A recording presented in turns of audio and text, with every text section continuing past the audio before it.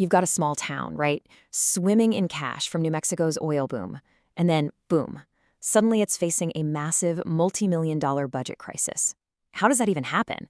Well, we're about to untangle the story of Eunice, where a perfect storm of state laws, confusing numbers, and some incredibly tough decisions collided. And then, this headline drops in October 2025. Just imagine for a second. You live in Eunice, or you work for the city, and you see this, $8.5 million in the hole. For a town this size, that's not just alarming, it's a catastrophe. You can bet it got people asking a lot of questions. Yeah, and that's the big question here, isn't it? How could a budget just spiral out of control like that? Was it one big, disastrous mistake? Or was this something that had been simmering for years? Turns out, it's a little bit of both. So to really get to the bottom of this, we've got to rewind the clock. We're starting a few years back with a decision made at the state level that, believe it or not, hit Eunice right where it hurts. Yep, we're talking about a piece of legislation called House Bill 6. Now, on paper, the idea was just to modernize the state's tax code. But for these small towns in the Permian Basin, it was like an economic earthquake they just weren't ready for. Okay, so here's the deal, and this is super important. Before this law, it was pretty simple. Oil field companies paid their taxes to whatever city their main office was in. You know, like Eunice. Makes sense, right? But after House Bill 6, everything changed. Now, those taxes get paid based on where the work is actually happening, which for oil fields is usually way out in the county, not inside city limits. So, you can see what happened, right? The main pipeline of money that was flowing right into the city suddenly got rerouted. And we're not talking about a small change here. As the New Sun put it, this shift was monumental. I mean, think about it. For a town whose entire economy is tied up with the oil and gas industry, this law basically just pulled the rug right out from under their biggest source of income. All right, so the state law basically turned off the money spigot. Now let's look at how that created this total mess of confusing and frankly terrifying numbers back home in Eunice.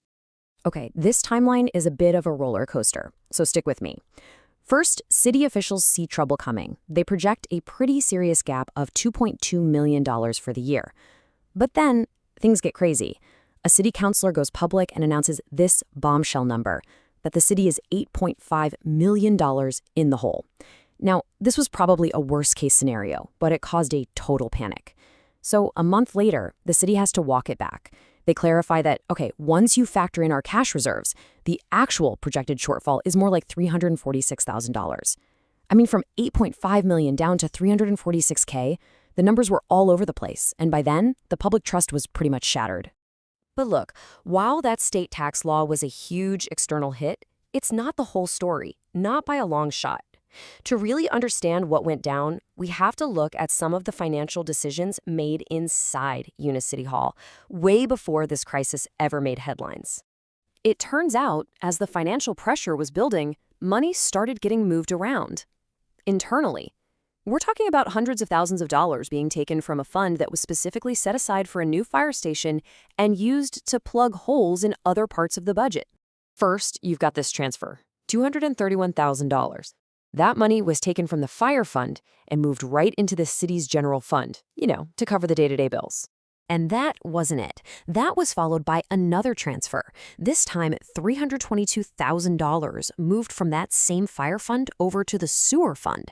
So you add that all up, that's over $500,000 moved from a project it was meant for. And now that money has to be paid back, which just puts even more strain on a budget that's already maxed out. And just when you think it couldn't get more complicated, the story takes another turn. It's not just about budget numbers anymore. In July of 2025, this really serious allegation pops up on social media, claiming that there was some serious mismanagement of employee retirement funds. The post basically claimed that the city was underreporting employee wages to the state's retirement system, which is called IPRA. And the fallout from that?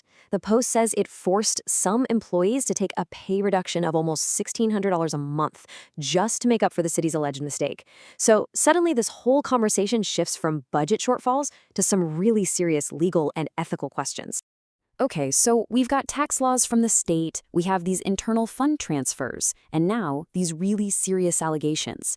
But what does all of this actually mean for the people on the ground? The folks who actually keep the city running every single day?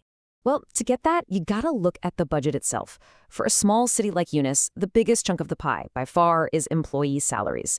We're talking a full 68%. So when you're in a crisis and you need to make deep cuts, that's almost always where leaders look first. And that is exactly what happened here. Even after they revised that scary $8.5 million number way down, the city was still talking about a 5% pay cut for its employees.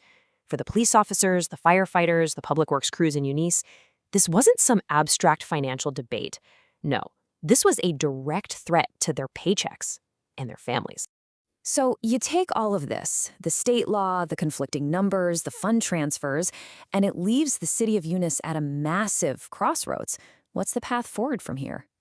Let's just quickly recap the perfect storm of pressure that's hitting this one small town. You've got a state law that just kneecapped their revenue. You've got over $500,000 in internal loans that somehow have to be paid back. You've got these damaging allegations about retirement fund mismanagement. And on top of it all, the looming threat of pay cuts for the very people who provide essential city services. It is truly a perfect storm. And all of that brings us to the final crucial question. This whole crisis was born from a mix of things they couldn't control and decisions made right there at home. Now Eunice doesn't just have to balance its books. It has to somehow rebuild trust with its own workers and the people who live there.